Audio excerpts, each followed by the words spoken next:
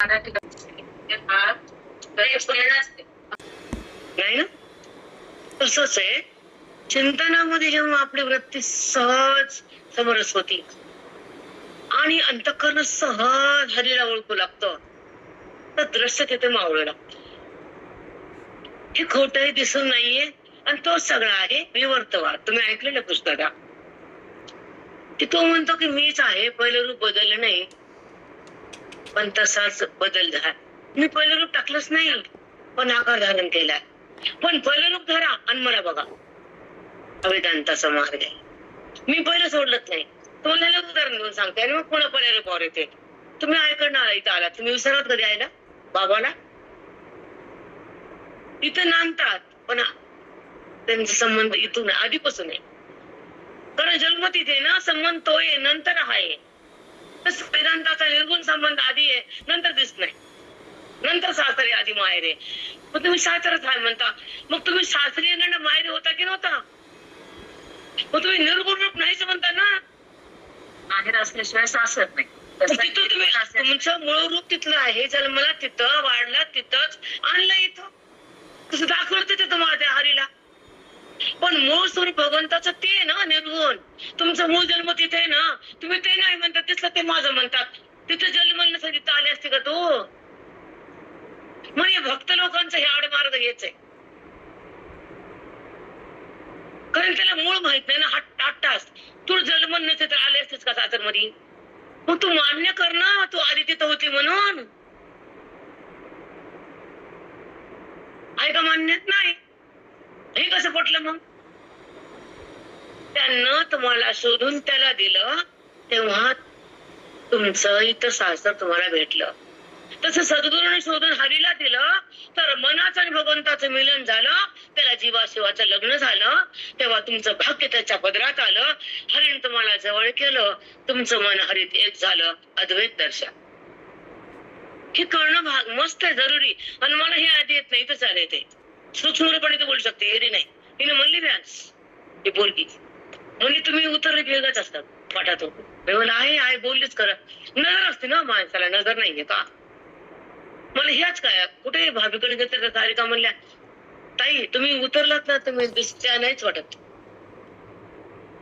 हा तुम्ही एवढंच आहेत. मी म्हणत मला काही कळत नाही. जे आहे ते आहे. पण जेव्हा हरी कृपा होती, अंतःकरण कृपा होती, तेव्हा ज्ञानाची दिशा येते आणि त्याची भेट आत होती. भक्ती फुलती. मग ओळखीनंतरची भक्ती फुलणारी आहे आणि आधीची भक्ती भेदातली आहे. पण त्याला वाटतं ते मला ओळखलं आणि प्रेम करते. येडे लेकरू. त्याला काहीच कळ नको माहित म्हणाले तस येडे. ओळख आहे का त्याला? खरं लेकरू आयला ओळख धरतो. त्याला माय कळत नाही तर कुणाला धरतो? येड मंद बुद्धी.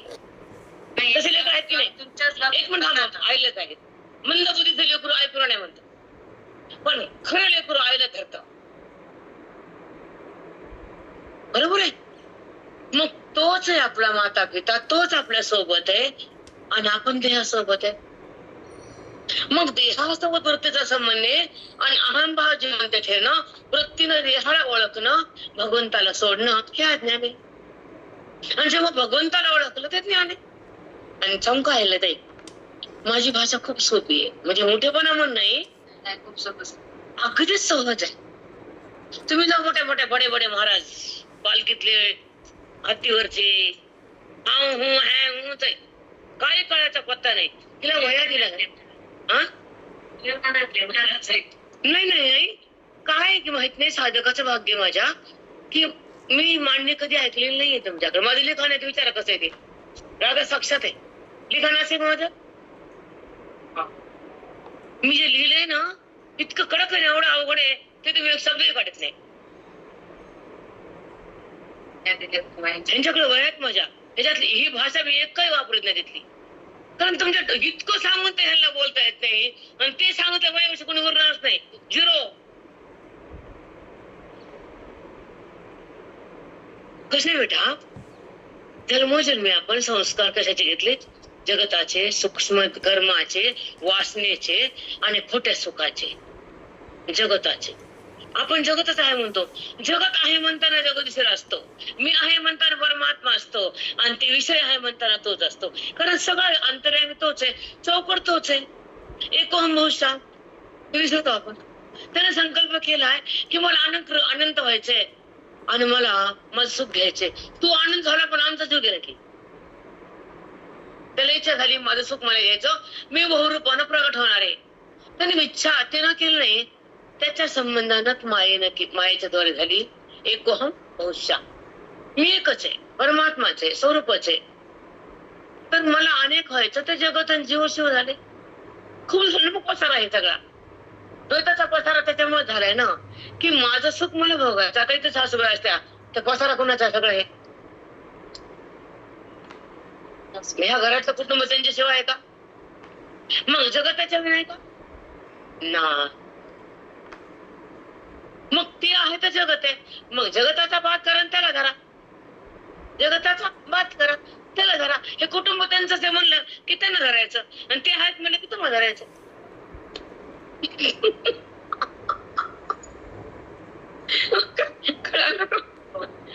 एकता नाही तर तुमचा पसाराच नाही, आणि पसारा त्यांचा म्हणल्यावर तुमचा बात आणि ते एकच धरायचे.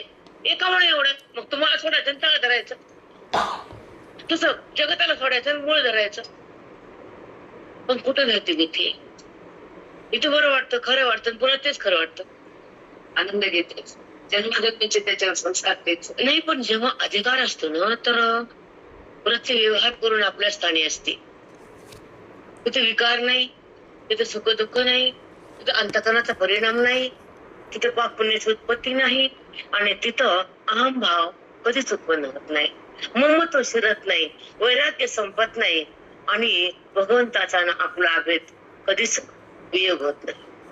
आपल्या बुद्धीचा आणि त्या हरीचा, पांडुरंग म्हणा, नारायण म्हणा, राम म्हणा, कसं असतं, कोणी कोणत्या नावात गुंतलं, कोणी कोणत्या नावात गुंतलं, गुतूच बसते. पण नाम रूप हे मायेचं हे माहितच नाही. एक हरीच्या 5 रुपयाची ओळख सांगते, तुम्हाला मागे सांगितली होती, आता सांगते. आता विषय जाऊ द्या, आपलं बोलू. तुम्हाला जे कळलं खरं तर माझ्या समोरच तुम्ही. काल कसं झालं, आईला ताई थोडासा गुण गेल्या, मी काय केलं, मला झोप जास्त कधी येते कधी येत नाही. मग आता हे झोपलं, मी झोपले पण मला झोप आहे ना, मग मी आता सुळबुळ केली उठून बसले. मध्ये बाहेर गेले, दिंड्या बघत राहिले, वाचत राहिले. त्याच्यामध्ये एक विषय निघाला की बोधाच्या द्वारे, श्रवणाच्या माध्यमातून वेदांताच्या ज्या लहरी येतात, ते साधक कुठं असू द्या त्याच्या हृदयात जातात. तुम्ही शब्द ऐकतात ना, कशातून का शब्द येतात, तो ध्वनीच आहे. ध्वनी म्हणजेच लहरीता, आणि त्या लहरी साधकाच्या हृदयात जातात, आणि लाखो जन्माचं पाप भस्म करून, पाप भस्म झालं, अंतःकरण शुद्ध झालं, आणि ते ज्ञान तिथं थांबलं. वृत्ती ज्ञानानं भगवंताकडे जाते, अज्ञानानं देहाकडे येते.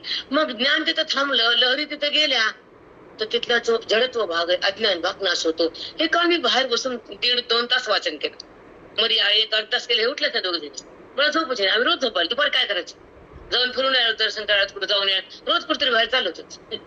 मग थकून येतात, चालणं खूप आहे, गर्दा खूप आहे इकडे, इतक्यातून चालायला, आणि आलं की मग थकायलो, असं व्हायला. मग मला काय झोपच नाही. एक सांगतो तुम्हाला पुढचं, जेव्हा मला ग्रंथ बोलवतातच होत नाहीयेत, झोपेतून उठते की, काल डोळा लागला पण उठले, ते बोलवतातच माहित नाही. नाही ना. हा, एक सांगू, आपण ज्यांच्याशी मैत्री करतो, ज्यांच्याशी आपण अटॅचमेंट असते, तर त्यांचा फोन आला किंवा त्यांना आपण आठवण आली, तर कधी कधी आपण म्हणतो, अगं तुझ्या आठवणीत तुझा फोन आला. असं किती बाय चान्स होतच की नाही. ग्रंथाला तुमच्या आठवणीत असेल, नाही होत तसं ते लहरी म्हणले त्याच्यात. मला ते ग्रंथच बोलवतात माझ्यासोबत. आता माझ्या रूम मध्ये कुठे ग्रंथ, पलंग म्हणजे एक कॉट आहे, माझ्या एक मध्ये एक रूम आहे, बाहेर बसला क्वार्टर रुपये असतात, ग्रंथ मध्ये असतात, रूम मध्ये असतात. मग जे मला मेन ते एक मी छोटासा काढला होता, पण येताना विसरला. त्याच्यामध्ये खास आहे, खूप विषय इतकं प्रगल्भ आहे, पण ते खूप कुजलेऊन झालेलं आहे.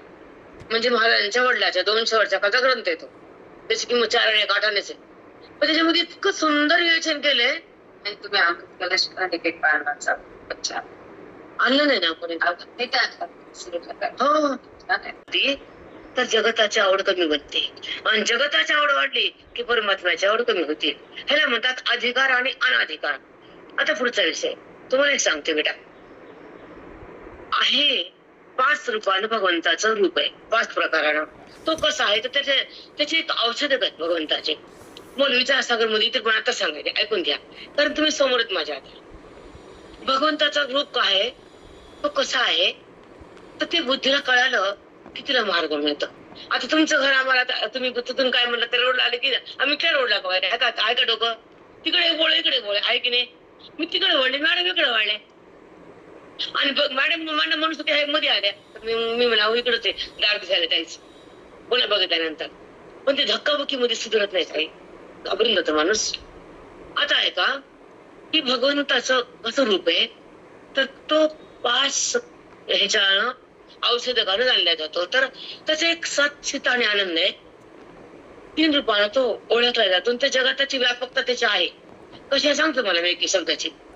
तो सचित आनंद, त्याचं 3 रूप आहे. आणि दुसरं नाम रूप आहे. 5 रूपानं त्याचं आपल्या चिंतन केल्यावर आपल्या बुद्धीचं प्रगल्भता तयार होती. मग तो नाम रूप आणि सचित आनंद ह्या 5 पदांना त्याची ओळख होती. आता नामरूप जर घेतलं तर तुमचे देव, तुमचे नाव, कोणी राम म्हणतं, कोणी कृष्ण म्हणतं, कोणी हनुमान म्हणतं, कोणी त्याला दत्तात्रय, कोणी विठ्ठल. जे नाव घ्यायचं ते घ्या, तुमच्या मनावर असतं. पण नामरूप हे मायेचं असतं आणि ते कल्पित असतं किंवा खोटं असतं. कारण नामरूपा रहित आहे तो. तुम्हाला एक उदाहरण देते, नामरूप त्याला कसं नाही. ऐका, आता ही वाटी आहे छोटी, तिला छोटा आकार आहे, परिचिन्न आहे, हे ताट आहे, आता हे टेबल आहे, हे खुर्ची, हे नाना आकार भिन्न भिन्न आहेत. पण तो भिन्न नाहीच आहे, तर त्याला नाव का द्यायचं. तो अलग होतच नाही कुणावरून, तो परिच्छिन्न नाहीच आहे, त्याला बोटाने दाखवता येतच नाही. तुम्हाला एक उदाहरण देऊ का, बोटाने दाखवता येत नाही.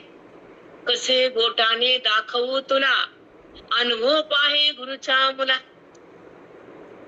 वाक्य कळालं का, 2 वाक्य सांगते. कसे बोटाने दाखवू तुला, तुला दाखवायसारखं नाही, अनुभव पाहे गुरुच्या मुला. तू त्याचा अनुभव घे, बघू नको. बघणं हा वृत्तीचा विषय, वृत्ती ह्या ज्ञानाची, अज्ञाने खोट आहे आणि त्याने दाखवलेला देव बी खोटा.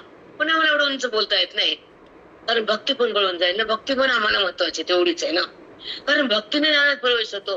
ज्ञानोत्तर भक्तीचाच आस्वाद द्यावा लागतो, पण त्याचा संबंध घेऊन भक्ती केल्यानंतर तो आपल्यापासून सरकत नाही. आणि भेदानं भक्ती केल्यावर तो आपल्याहून भिन्नच राहतो, अभिन्न होत नाही. म्हणून भेदामध्ये जेव्हा त्याला आपण बाजूला करून पाहतो ना, तर भेद आहे, आणि त्याला ओळखतो तर हा भेद आहे. पण तो आपल्याहून भिन्न कधीच नाहीये, पण अज्ञानामुळे तो बाजूला वाटतो. आता का वाटतो, तो आपण रोज शिकतोच. तो भिन्न कसा होईल. माईची लेख नाही म्हणलं रांडी कुठून, बरोबर आहे का. लेख दिसत माग मायच आहे, मग जगत दिसत उत्पन्न करता आहेच आहे. मग तुम्ही म्हणता जगत आहे मी उत्पत्ती करता नाही म्हणल्यावर आम्ही मान्य करत नाही. आता मडकं झालं तर मागं कुंभार आहे.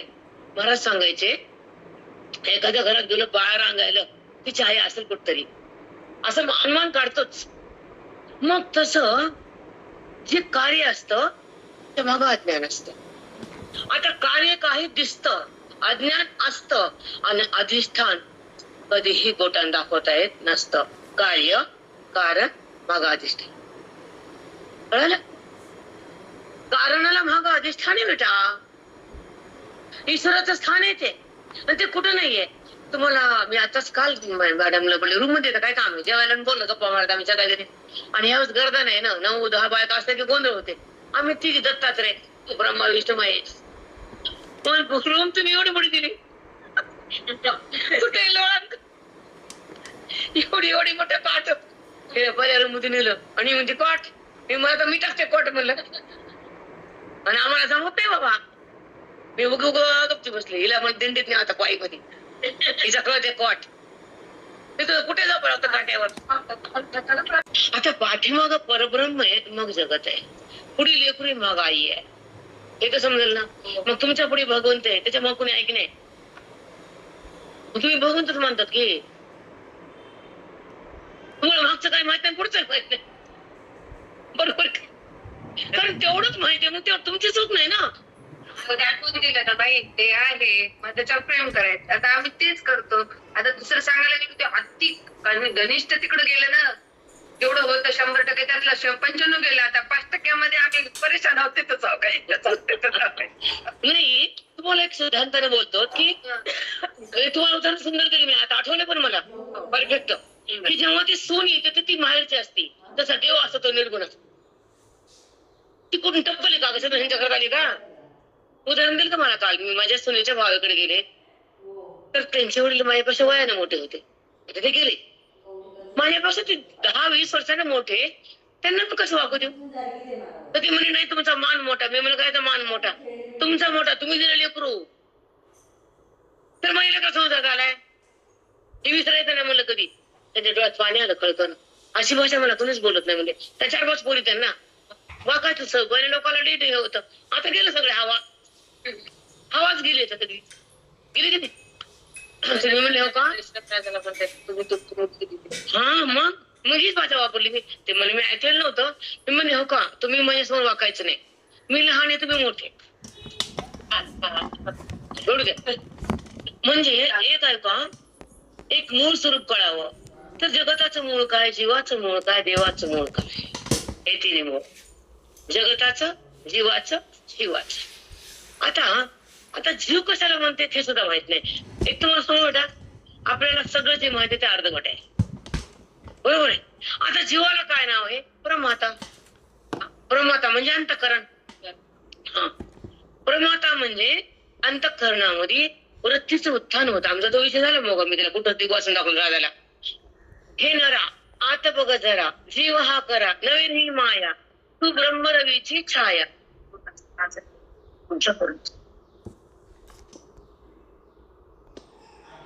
कुठंच दिग्वासन दाखवलं मी थोडस. त्याच्यामध्ये त्या गुरुचा उपदेश आहे. त्याने 4 ओळी सांगतात, पुढच्या कामाला पाठ नाही तर एकदा बोलता का आला का बघा, की हे नरा म्हणजे मनुष्य प्राणी जेवढे बी आहेत तेवढे, म्हणजे स्त्री पुरुष. नरदेह म्हणजे मग स्त्रीचा असो या पुरुषाचा, म्हणून त्यानं शब्द वापरला हे नरा. आत बघ जरा, जीव हा खरा, न मेरे ही माया, तू बुद्धी दर्पणी ब्रह्मरवीची छाया. तसं आपण असं तोंड बघतो, तिथं आहेत का? इथं आहेत आपण पण म्हणतो तिथं हे ती मेर म्हणतात. हे कुठं म्हणतात? त्याला बघतात ना, असतं हे दिसत ते, तसं असतो तोंड दिसत ते. बुद्धी दर्पणे ब्रह्मरवीची छाया. बुद्धी दर्पण आहे, त्याच्यामध्ये प्रतिबिंब आहे. बुद्धी अंतःकरण आहे, त्याच्यामध्ये भाग परमात्मा आहे. त्याची सावली म्हणजे जीव आहे. जीव नाही सिद्ध होत माझ्याशिवाय, तो नाही तर जीव नाही. मग त्याच्यामुळं मी जीव झालो, पण त्याला जाणल्यावर मी शिव झालो. याच्यापेक्षा कोणती खालची भाषा सांगा तुम्ही. तू बुद्धी दर्पणी, बुद्धीचा आरसा कर, त्याच्यामध्ये तुला स्वतःला बघ. तसं ह्याच्यामध्ये आरसात आपण तोंड बघतो तर माझं मी असे आहे समजतो, तसं त्या बुद्धीच्या दर्पणात त्याचा प्रकाश पडलाय परमात्म्याचा, हेच प्रतिबिंब पडले त्याच्यात. तसं कुठंच त्याचं प्रतिबिंब पडले अंतःकरणात, ते तू आहेस. ज्याच्यात पडलं ते तू नाही, ज्याचं पडलं ते तू. आईला सोपं नाही असं एकदा ऐकून व्हायचं. किती पॉइंट आहेत, ज्याचं पडलं, जे पडलं, ज्याच्यात पडलं, सोपं आहे. म्हणून वेदांत सोपं नाही. मौर्य काय सांगितलंय की अद्वैत कुसरी विरळा आणि एखादाच माझ्याकडे येऊ शकतो. मग पांडुरंग का हसायलाय, का कळसावरून बसलाय? की त्याच्याकडे त्याचे संत रूपी लेकरं येतात ना, नाचत दिंड्या कुणाच्या जात आहे, कुणाच्या पालख्यात एवढे हजारो संतांच्याच पालख्यात ना, खांद्यावर घेऊ यायलेत ना लोक. आणि मग देव संताला बघायला वरी आलेत ना, देव बघतेत, आपण बघणं वेगळं आणि देवानं वरी येणं वेगळं. कळतच नाही आपण वाऱ्या करून बी. ते बघायला खालचा वरी गेला, ते मंदिरात नसतच, या बाबड्याला कळत नसतच, ते नसतच मंदिरात, ते वरी आलं शिखरावर. माझे लेकर कुठे आहेत, किती आहेत, कसे यायलेत, कसे नाचालेत, त्याला आनंद होतो. आता तुमचं बहिणी आली म्हणे की घड्याळ बघतो, फोन आला का, घड्याळ कुठे आले, आटे भेटला का, आपण म्हणतो का नाही, तसंच ते वरून म्हणते. कोण अडकलं, कोण राहिलं, कोण अडकलं. आता तुमचं कोणी यायला, तुम्ही ओढा बघता ना, यायला ओढ लागते ओढ. मग आता मरके माणसं तिथे अमर आहे ना, त्याला ओढ आपली का त्याला जास्त ओढ? त्याला जास्त. आणि त्याला प्रिय संत आहेत, श्रीमंत आहे, संत. कारण पुण्य प्रेम आहे आणि प्रेमाचा भुकेला आहे आणि ज्ञानापाशी अधिकार आहे आणि प्लस प्रेम आहे. त्याची आवड आणि त्याला जाणणं, त्याची ओळख, त्याला प्रगट करणं आणि त्याला शोधणं आणि त्याला बुद्धीने मिठी मारणं, संपला परमार्थ. बोलायला 1 मिनिट लागला, कळायला विसरा पुरत नाही. बरोबर आहे का? मग आता तुम्हाला प्रमाता सांगते आधी काही काही गोष्टी, म्हणजे पाया की जीव भाव कसा आहे. हे जाऊ दे, उद्या ऐकताच की तुम्ही हे कुठं चाललंय. आता जीव आणि शिव हे 2 कसे झाले, तुम्ही तयार केले ते 2 नाहीतच. मायाला लेकरं 2 आहेत का? बाप आणि मुलगा 2 आहे का? त्याच रूप म्हणजे मुलगा आहे, त्याच पुढचं रूप म्हणजे नातू आहे. ही परंपरा आहे बेटा. म्हणजे मागची पिढी कधी थांबत नसते, त्या घराचं भाग्य असत. मागचा तो कळतो, त्या घराचं भाग्य असत. बरोबर बरोबर आहे. इथं पुढची पिढी जाणं त्या त्या वास्तूचं, त्या पितराचं, त्या घराचं, त्या परंपरेचं भाग्य असतं. तसं आमच्या परंपरेचं भाग्य असतं गुरुजीचं, तर ते तुम्हाला पुढच्या जगाला तिथून ज्ञान देतात. आम्ही फक्त पोचतो मग, कारण हे वाचून कळत नसतं बेटा. आज तुम्हाला मी 6-7 वर्ष ज्ञानी सांगितली, पाठ केली का मी? अभ्यास होताना योगच यायचं, लिहून काढायची, पण सांगताना योगच यायचं. मग हे काय? आमची मती तिथं कोणतीच होती, बरोबर आहे. आता हे काय का, तेव्हा आपण जीव म्हणतो, आपण म्हणतो माझ्या जीवाला काय वाटलं असेल ती बोलली. ज्ञानाच्या माध्यमातून ते म्हणतो आम्ही जीव नाही तर शिव आहे. वाटायचा प्रश्नच नाही, कुठल्याचा प्रश्न तिथे आज्ञा नाही.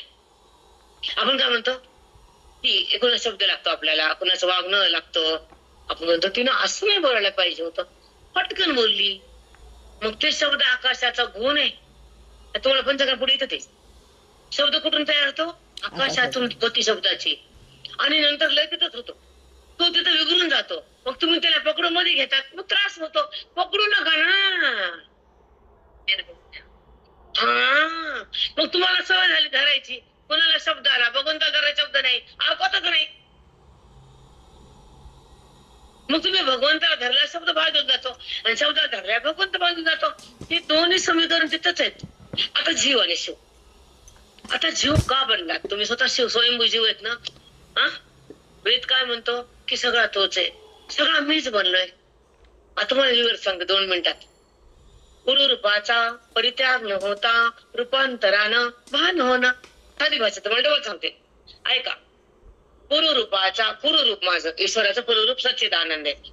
पुरुरूपाचा परित्याग न होता रूपांतरानं भान होणं. आता ह्याला तुम्हाला उदाहरण देते. दूध गोड आहे, दही बनलंय की नाही, पण दूध मधलं बाहेर काढलं का तुम्ही? दूध काढून दही बनवून दाखवा, त्याचा परमात्मा काढून जगत बनवून दाखवा. मग तो आहे म्हणून जगत आहे ना, दूध आहे म्हणून दही आहे.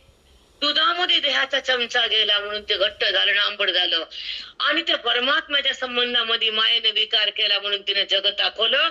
आणि दह्याच्या चमच्याने दुधाला घट्ट केलं आणि त्या मायेनं जगताला, ईश्वराला धरून जगत केलं. दह्यानं दुधाला जगत आंबट केलं, दह्यानं दुधाला आंबट केलं, मायेनं त्याला धरून विश्व केलं आणि बुद्धीला जीव केलं. बुद्धी जीव नाहीचे, बुद्धी शिवच आहे. पण चमचा आला दह्याचा, तिथं चमचा आला बुद्धीच्या अहंकाराचा. साष्टांग दंडवत माऊली.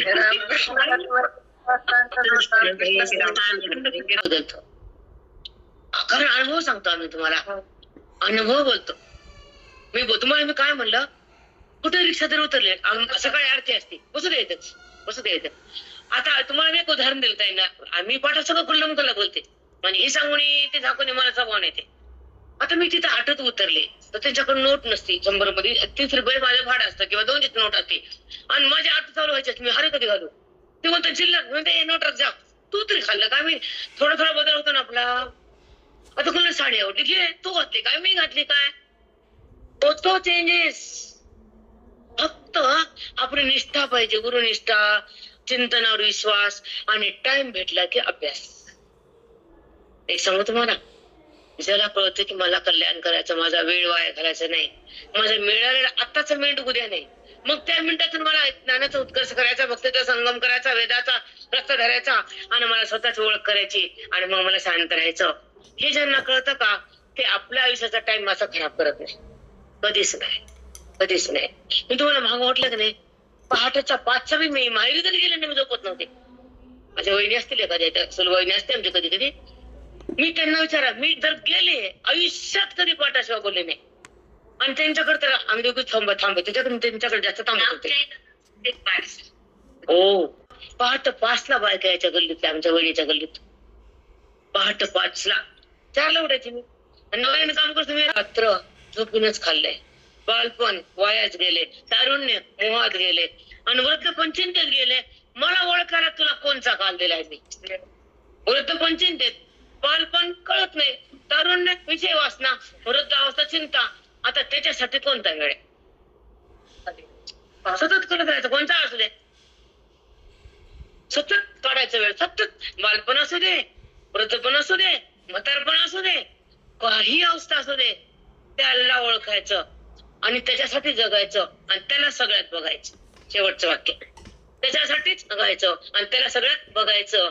तर आपलं अहम बंद होतं, भगवंत प्रगट होतो आणि त्याचा अनुभव सतत येतो, जगत बंद होतो, वृत्तीचं अज्ञान जातं, देहाचा संबंध संपतो, वृत्ती ईश्वरा समर्पित होती आणि त्याला सौकडी ईश्वराची अनुभूती येते. आता हरी बाहेर हरी, हरीने घर कोंडी येणे इथे हे लागतं. आईला लागल बेटा, सोनाला लागल ना. आता आहे का? आता अभंग म्हणतो तशी अनुभूती आहे का? आता हरी बाहेर हरी, मग तिला माहितीये का आत हरी भक्तीनं म्हणायली. मग आम्हाला आवडत नाही अशी आंबट भक्ती. दही आंबट झालं, पिवळं झालं, तशीच खायली चाटू चाटू फेकून दे. तू म्हणते ना आता हरी, आता भजनातल्या बायका काय काम म्हणतात त्यालाच माहित नाही, एक कळत नाही, एकच काहीच कळत नाही. म्हणजे डोळा नाही त्यांना ज्ञानाचा भक्तीचा आहे. एक डोळा आंधळा, एक जागा बघत येते एका डोळ्यानं, दिसत नाही नीट. मग आता हरी त्यांना म्हणलं ना कोणचा हरी, त्या म्हणतात माहित आम्ही फक्त पाठ केले. प्रेम आहे ना, नाकारता येत नाही ना, प्रेम आहे ना. पोरग शाळेत चालले पण 90% नाही ना, काउंट्री ढकल पास आहे.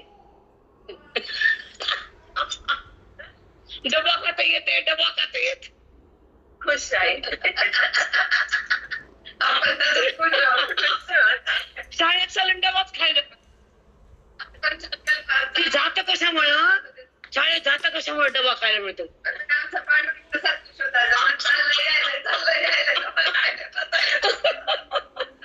आई मुलगा आला घरी तर त्याला कधीतरी आईकडे आई म्हणलं तर आईला खुश वाटते. तसं त्याला ओळखलं की तिला खुश वाटते. दादा आई म्हण नको, एखादी स्त्री आई बसला जवळ, बरीस का काय पाहिजे तुला, असं तर बसला जवळ. तसं भगवंताच्या जवळ बुद्धी गेली की ते खुश. तुमची त्याच्या जवळ न्यायचं फक्त बघण्यातच राहते का बुद्धी जवळ त्याच्यापाशी? त्याला पण खूप वाटत असं नाव. मग आई एक सांगतो तुम्हाला गोष्ट, तर मी विश्व तयार केलं. प्राणी चर अचर लक्ष 84 युनिट आम्ही तेच बघू लागलो आकृत्या. थोडं मला कळत, थोडी ताईला कळायला आमच्या माझ्या राधाला. मी म्हणलं राधा मला समजून सांग, मला कळ ना ओम कसा बोलला. त्याच्यामध्ये 4 येऊन येतात. मला कळत झालं राधा, तुम्ही सांगता काय काय आकडा मला नाही कळत झालं का. 4 येण्यामध्ये आपल्या पृथ्वीचा जन्म सगळा जीवसृष्टीचा, त्याच्यामध्ये उद्बीज जारज अंडज स्वेदज ह्याच्यातून आपला जन्म आहे. ह्याच्यातून लक्ष 84 येतात. उद्बीज म्हणजे आईच्या पोटातून उत्पन्न होऊनच पडतं बाहेर ते. आता कोणी कोणी आईच्या पोटातून अंड होतं मग जन्म होतो, त्याला म्हणतात हे अंडज. आता स्वेदज घामातून असे घामातून खूप काय येतं, हवेतून काही जन्मतात कीटक जंतू डास, पाण्यात जलचर, असं भूचर, अशा खूप येऊन येतात. पण त्याच्या येवण्यामध्ये 4च भाग केले तर उद्बीज जारज स्वेदज अंडज 4. त्याच्यामध्ये आकार केले तर आणि पुन्हा ओंकाराची मात्रा केली. जलचर प्राणी कसे, ओंकार कसा, आकार आम्ही बघलो माझ्याकडे ग्रंथ आहे खूपच छान आहे. तर तुम्ही म्हणून राहता मला हे आकडे कळून बेटा, तुम्ही एकाकडे बघा मी एक बघा, पण 4 पान आहेत आकृतीचे. मग थोडं सुंदर लागला, खूप खुश झाले मी. म्हणजे तो ओम कसा बनला, पंचमहाभूताच्या आकृत्या कशा आहेत, अस्वर कसा बनलाय, जलचर आहे, कुठं जलचर आहे, कुठं आकाश तत्व आहे, कुठं अग्नि तत्व आहे, शरीरात कुठे अग्नी आहे, कुठे जल आहे. हो हे सुंदर आहे ते, कसं तर विवरण आहे त्याच्यात. खूपच छान चिंतन आहे ते. आणि माझ्याकडे मूळ ग्रंथ असतात बेटा, आज आहे का याच्यामध्ये? कुणी काय देतं, कुठं काय फिरते आणि भगवंतच देतो ना आपल्याला, हे घे हे घे म्हणून. आता आपला विषय होता माता शिव, आणि समोर दिसतो तो शिव, आणि असतो तो अधिष्ठान. अधिष्ठान म्हणजे ब्रह्मचैतन्य, त्याचं अस्तित्व आहे. आणि त्या अधिष्ठानाला झाकून ती माया शिवाला प्रगट करते. आता कसं करते मी सांगतो मला. म्हणजे शिव कसा प्रगट झाला त्याला एक प्रमाण देऊन बोलते आईल्या, ऐका. तो तेशी शिवला नाही, तो परमात्मा त्या मायेला शिवतच नाही, पण तिच्या द्वारातून तो प्रगट होतो. काय कमाल आहे. भगवंत माये होतो ना, ब्रह्मा विष्णू महेश तिने तयार केलं मायेनं. मग तो परमात्माचे निर्गुण चैतन्य, निर्विकार, व्यापक, अधिष्ठान, एक आनंद रूप जो आहे तो तिला शिवतच नाही. मायेला काय संबंध आहे त्याचा? ती त्या संबंध करते पण तो तिचे संबंध करीत नाही, कारण तो संबंध रहित आहे. कुणाला संबंध करूच शकत नाही. सगळ्यामध्ये तो संबंध करायची काय गरज आहे? तिला त्याचा आधार घ्यावा लागतो, जगाला बनवावं लागतं, शिवाला तयार करावं लागतं, आणि बुद्धीला हातात घ्यावं लागतं, आणि तुम्हाला देवाला दाखवावं लागतं, आणि भगवंताला झाकावं लागतं. तिचं नाव माया.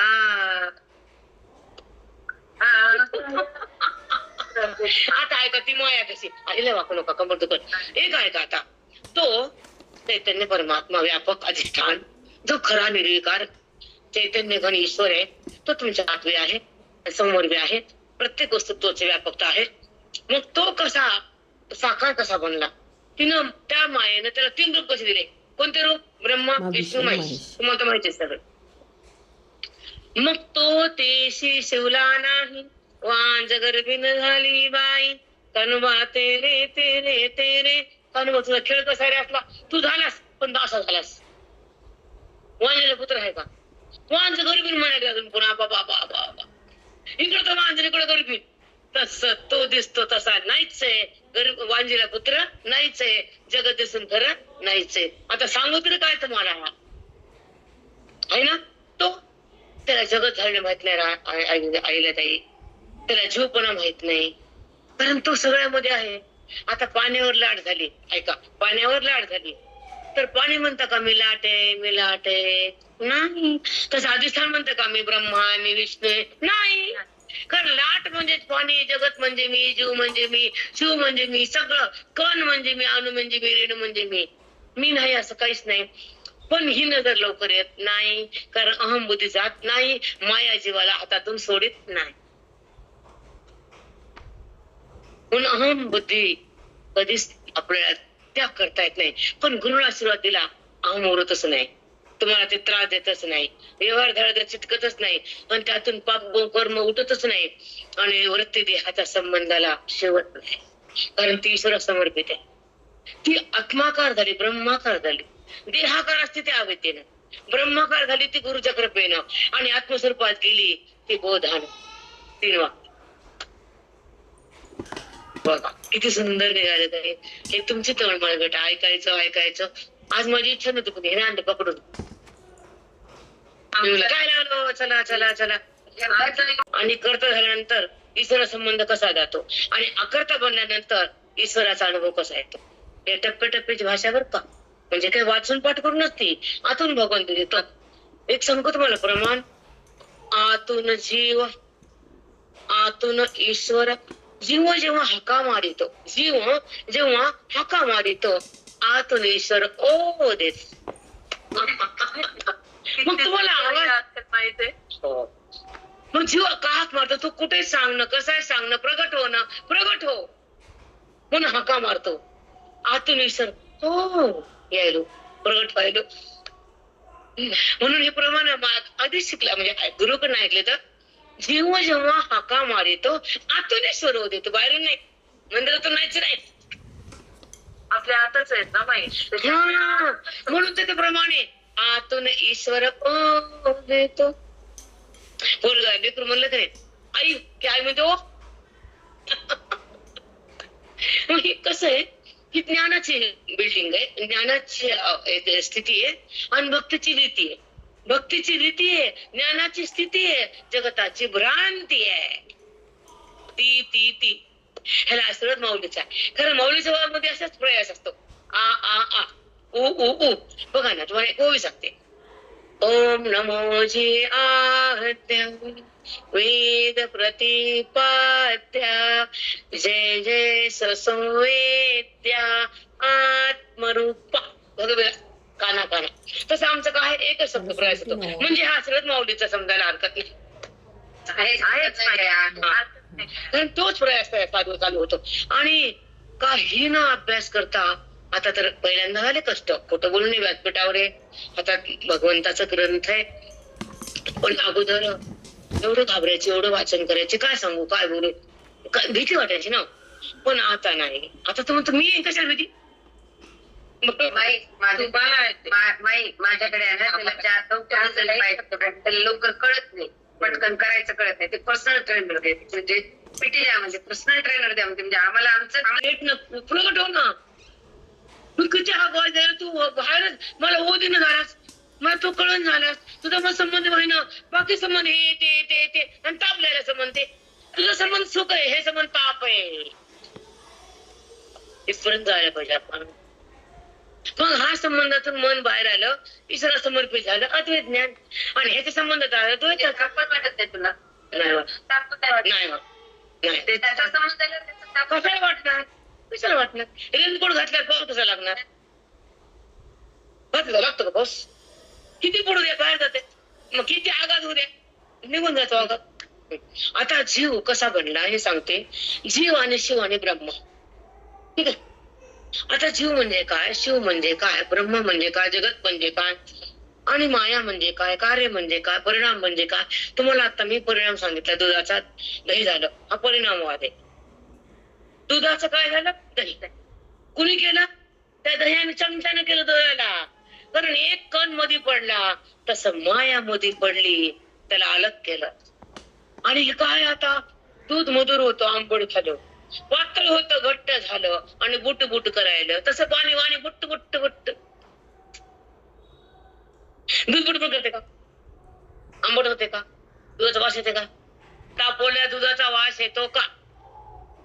मग दुधाचा परिणाम कोणी केला दह्यानं, तर जगतरूपी परिणाम केला मायेनं. ईश्वर परिणाम रूपानं झालाय प्रगट. अरे आहेच आहे, मायेचा परिणाम आहे. आपल्याकडे अविद्या आहे, त्याच्याकडे माया आहे. मला काय वाटलं अहिल्याताई, आळंदीला आल्यावर टाइमच मिळाला, किती सांगा ते कळलं. आणि कोरडं करावं तर व्याख्याच लिहून द्यावं, जीव शिव माया अविद्या ब्रह्म सगळं लिहून द्या. कोरडच करावं म्हणलं होतं. आता हिच्या वेळेस करणार आहे. अराधामया नाही, माझं चिंतन ठरलंच आहे माझं ते. त्याच्याशी एकरूप राहावं वाटतं. आणि तेव्हा जेव्हा हा देह पडल, तोपर्यंत सेवा करावी लागते. वाटते कोणची, एक द्वैतरूपी भगवंताची, एक अद्वैत स्थितीची. तो दिसतो त्याची सेवा, तो असतो त्याचा संबंध. हे दोन वाक्य लक्षात ठेवा. तो प्रगट झाला त्याची सेवा करा, निवेद दाखवा, हर घाला. तो असतो ते संबंध भोगा. अस्तित्वाचा संबंध भोगायचा आणि दिसणारे सेवा करायची, आणि अज्ञानाला सोडून जगायचं, अभेदात राहायचं, प्राणाचा प्रणव करायचा, आणि त्याचा संबंधाचा सुगंध घ्यायचा. द्वैतामध्ये कधी जायचं नाही. द्वैत होतच नाही बेटा. आशीर्वाद ऐका, द्वैत का नको. द्वैतामध्ये कर्तेपणा आहे, द्वैतामध्ये सुख दुःख आहे, द्वैतात जन्म आहे, द्वैतात विकार आहे, द्वैतात मोह आहे, द्वैतात अहंभाव आहे, आणि द्वैतात वृत्तीचा जगताशी संबंध आहे, देवाशी नाही. म्हणून द्वैत आम्हाला आवडत नाही. कशाला आवडत जास्त, का म्हणतोय, तुम्हाला जगाकडे नेतं, द्वैत तुम्हाला मोहाकडे नेतं, द्वैत तुम्हाला भगवंतापासून दूर करतं. का मी त्याला चांगलं म्हणा. द्वैत कशासाठी, भक्तीला फक्त त्याची आरती कशी करावं, त्याला नैवेद्य कसा दाखवावं म्हणून त्या आकारात आले. आणि मग तुकोबारायानं म्हणलं ना की देवा तू तसा नाहीस, मला माहिती तुला कसा आहेस ते, तू मला हे करू नको, तुला मी धरलंय म्हणून धरला पंढरीचा चोर. त्याला चोर म्हणले तरी हसलाय. तुम्हाला मी म्हणलं आईला काय चोरत म्हणतील की म्हणे, खरे खोटे. पण तुकोबानं काय म्हणलं, धरिला पंढरीचा चोर. कसा धरला, ज्ञानानं. कसा धरला, अभिधानं. कसं त्याला वरलं, मोक्षानं. आणि त्याचं स्वरूप कसं जाणलं, वेदानं. म्हणून धरला. बघा धरलं म्हणजे कसं ताई, गळ्या बांधनिया दोर. दूर म्हणजे बोधाचा, ज्ञान म्हणजे वेदाचं, संबंध म्हणजे अद्वैताचा, ओळख म्हणजे त्याच्या स्वरूपाची, प्राप्ती म्हणजे ज्ञानाची, अनुभूती म्हणजे प्रेमाची, आणि त्याचा आनंद म्हणजे सुखाचा. त्याला म्हणतात धरला. अर्थ आहे. आहेच राहिले आपल्याला कळत नाही म्हणून आपण आडी पडतात.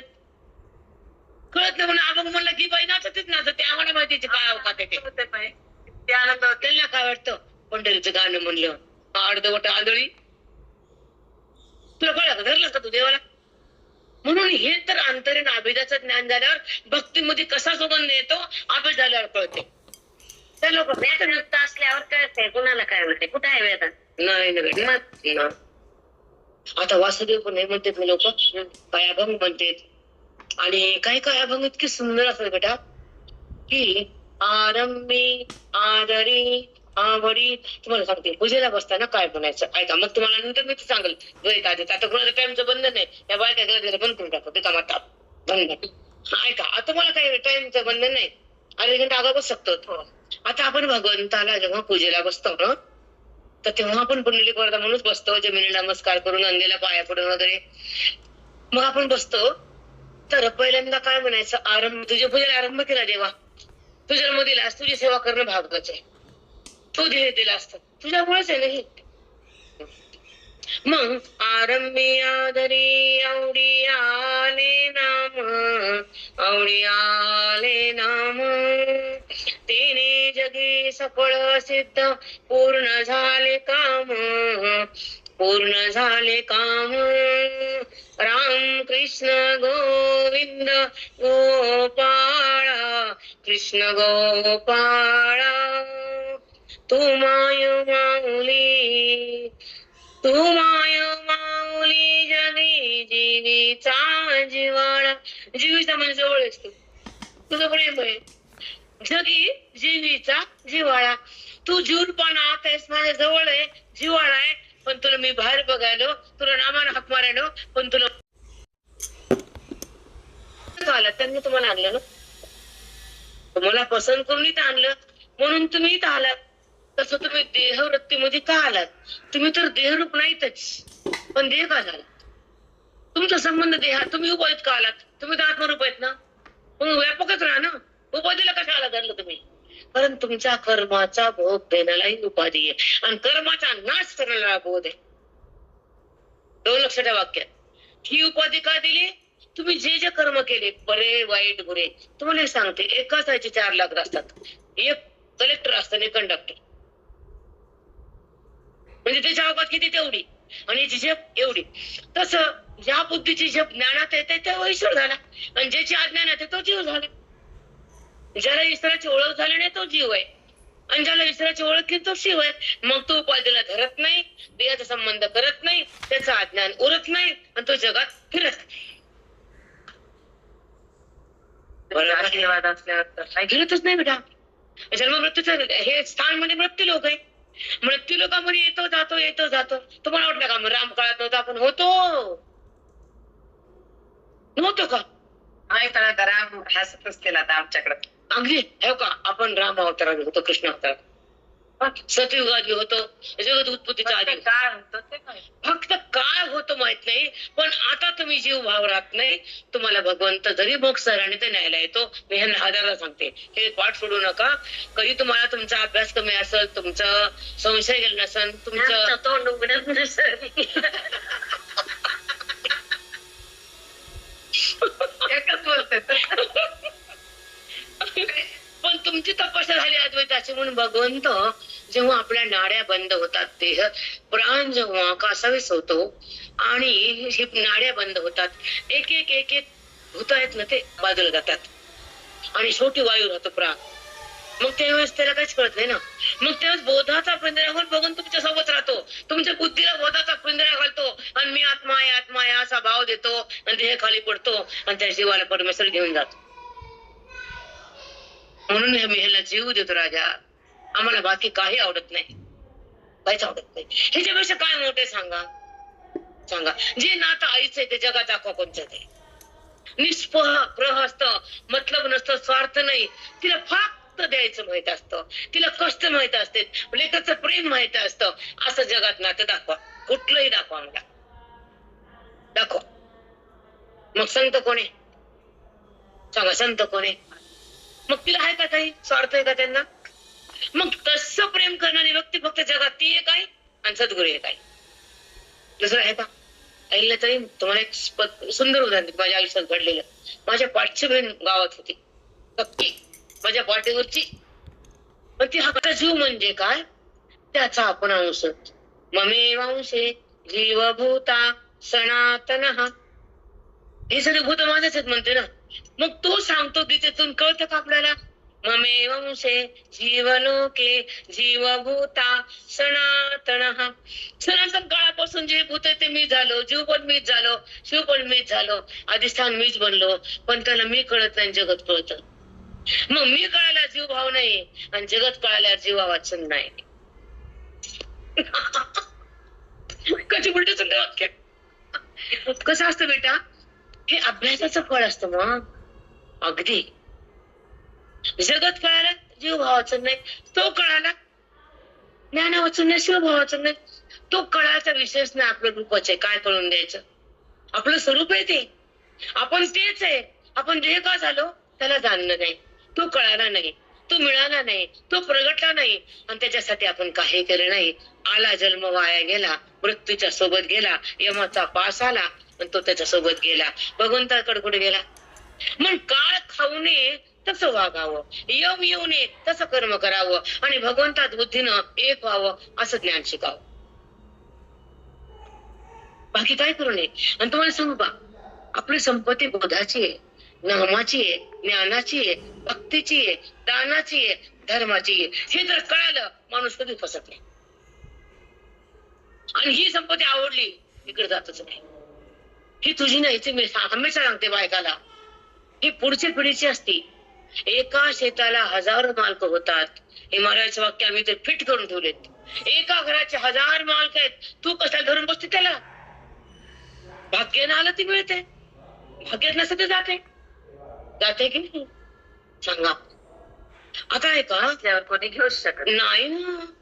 त्यानं दिल्यावर हिसकावून कोण देणार आहे, आणि त्याने नाही दिल्यावर कोण देणार आहे? हे कळावं बेटा. मला म्हणून काय, मी परभणीत 17 गल्ले फिरले, मला वाटत नव्हतं मला घर नाही, ते चिंता नाही संपल्या विषय. आता भेटलं, काय करायचं, भेटू का नाही भेटू? आता आत्मसर्पच्या घरात आहे मी, ते घर तुला घे, हे मला दे, हे मोहचे ते आहे काही, ते माझं घे बाबा, चिटकून बस. असं तर किती आवड आहे ना, कसला आविष्कार यांचा. असं चार येत बोलायला, मी दाडलं मग नाही नाही, तुम्ही घ्या. जीव कसा बनतो त्याचं तुला प्रक्रिया सांगते. त्याचा धपाटा कसं बनतो, ज्वारीची पिठी, बेसन, तिखट, मीठ, जिरे, लसण एकत्र करायचं आणि थापायचं, तेल लावून भाजायचं. भाकरीला तेल आहे का? पण धपाटा दिलाच नाही. तसं मग ते काय होतं, तिन्ही पदार्थ झाले की धपाटा होता. तसं अंतःकरणामध्ये तो चैतन्याचा आभास मिसळतो. मध्ये अंतःकरण आहे आणि पुढे जगत आहे, माग परमात्मा. हे ठेवण आहे आपल्या हृदयाची. अंतःकरण म्हणजे आत क्रिया करण्याला इंद्रिय. आता हे इंद्रिय आहेत ना, हातात भाजी करतो, बोलतो, धरतो, असं. मग त्या हे क्रिया करणार हे इंद्रिय येतात. ते मन बुद्धी हे इंद्रियच आहेत ना, पण वायूच आहेत ते. बुद्धी तेजाची आहे, अहंकार अहमचा आहे, तत्व शिव तत्व, आणि चित्त नारायणाचं आहे. तर मग हे 4 वृत्त्या ज्या आहेत तर ते मध्ये काम करतात. कशाच्या? अंतःकरणामध्ये क्रिया करण्याची इंद्रिय येतं. कोण कोण? मन, बुद्धी, चित्त आणि अहंकार. चित्त चिंतन करताना ते चिंता करतं, काहीतरी फालतू काम करतं. 2 करते, एक चिंतन करतं, एक चिंता करतं.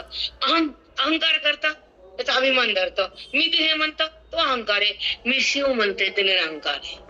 मी देह नाही. बुद्धी केव्हा म्हणते मी देह नाही? त्या बुद्धीमध्ये वेदाचं ज्ञान जातं, तुमच्या आयुष्याचं तप जातं, गुरुचा अनुग्रह राहतो आणि शक्ती तयार होती आणि बुद्धी देहाला सोडून देते. जसं सालपट केळाचं कच्च धरून बसतं, पिकल्यावर अलग होतं, तसं बोधानं देहातून चित्त अलग होतं आणि चित्त चिन्मय होतं. ते चित्त त्या माग असलेल्या आत्मस्वरूपामध्ये एक होतं, चिन्मय म्हणतात. पुढे जातं देहमय म्हणतात. जगाला पाहता ब्रह्ममय म्हणतात. विषयाकडे जातं वासनामय म्हणतात आणि ईश्वरामध्ये समर्पित होतं मोक्षमय म्हणतात. बापरे आईल्या, तुमच्यामुळे आज मी सुद्धा पुढे गेले. आणि वृत्ती जेव्हा घाण असते ना बेटा, नाना गर्भ जाते व्यक्ती, नाना दुःख भक्ती का भोगायचं आईल्या आपण नाना दुःख का जायचं उपाधिक नाना वर्ण, नाना धर्म, नाना यातना, नाना संतती, नाना ठिकाण, नाना जायचं. अरे कंटाळा नाही का येत? मग त्या हरीपाशी गेल्यानंतर जाणं नाही येणं नाही. कुंडली जाणी माता बोलणे काही, आता काय बोलू तुला, तू मला मिळालास निशब्द. म्हणून आता जीव कसा होतो तर मनबुद्धी मध्ये इंद्रिय येतं, हे बाहेरचे इंद्रिय येतं, ते सूक्ष्म येतं. मन वायूच आहे, बुद्धी तेजाची आहे, अहम रुद्राचं आहे, अहंकार, चित्त नारायणाचं आहे, चिंतन चित्त. मग हे 4 वृत्त्या ज्या आहेत तर त्या अंतस्थ येतात, ते दिसत नाहीत पण कार्य होतात. तुम्हाला एक उदाहरण देते. तुम्हाला जर दुःख झालं तुम्हाला दाखवता येते का? पण होत नाही का? मग दुःख कुणाला आहे? मनाला आहे. निश्चय कुणाला आहे? बुद्धीला आहे. अहंकार कुणाला आहे? अहम वृत्तीला आहे. आणि चिंतन कुणाला आहे? चित्ताला आहे. एकच वृत्ती आहे, नाना कार्य करते. पण चित्तीला आधार, चित्ता वृत्तीला आधार परमात्म्याचा असतो. आणि आधाराकडे गेल्यावर अधिष्ठान आहे आणि समोर जगत ब्रह्म आहे. वृत्ती जर बाहेर निघाली नेत्रातून तर जगत आहे, आणि आत ईश्वराकडे गेली तर ब्रह्म स्थित आहे. बापरे, तरी सांगा, अविद्येनं ती बाहेर येते, मोहानं ती थैमान घालती, ज्ञानाने ती स्तब्ध होती, वेदानं ती मुक्त होती, संतांच्या कृपेने हरीमध्ये जाते. संतांची कृपा पाहिजे पण पाहिजे नाही बेटा, ऐकल्या त्याच्या वेळेला मुक्तीच नाही राजा. ही आई जन्म देते, ही जन्माचा बात करते. 2 आई पाहिजेत. मनुष्य जन्म द्यायला 1 आणि जन्माचा अभाव करण्याला 1. 2 आई मिळाली, सगळं संपलं बेटा, सार्थक झालं. सोनं सोनं सोनं. आता जीव कसा झाला? अंतःकरणाच्या माग आत्मा आहे. आत्म्याचा प्रकाश पडतो अंतःकरणात, त्याला आभास म्हणतात. चैतन्याचा आभास. आपण बॅटरी लावतो अंधारात, ते फोकस दिसतो, त्याला म्हणतात आभास. त्या आत्मा त्याच्यात प्रकाश टाकतो अंतःकरणात. अंतःकरणामध्ये आभास मिसळतो. आभासयुक्त अंतःकरणाला जीव म्हणतात. आणि मायेमध्ये आभास पडत त्याला शिव म्हणतात. आणि तो आभास चैतन्याचा आहे ज्याला कळालं त्याला मुक्त म्हणतात. आणि दिसणारे जगत खरं म्हणतात त्याला सक्त म्हणतात. जगत नाही त्याला मुक्त म्हणतात. मी माझा आत्माराम आहे ह्याला ज्ञानी भक्त म्हणतात. किती सुंदर आहे त्या. मी तर आज नको म्हणलं राधामयानंद.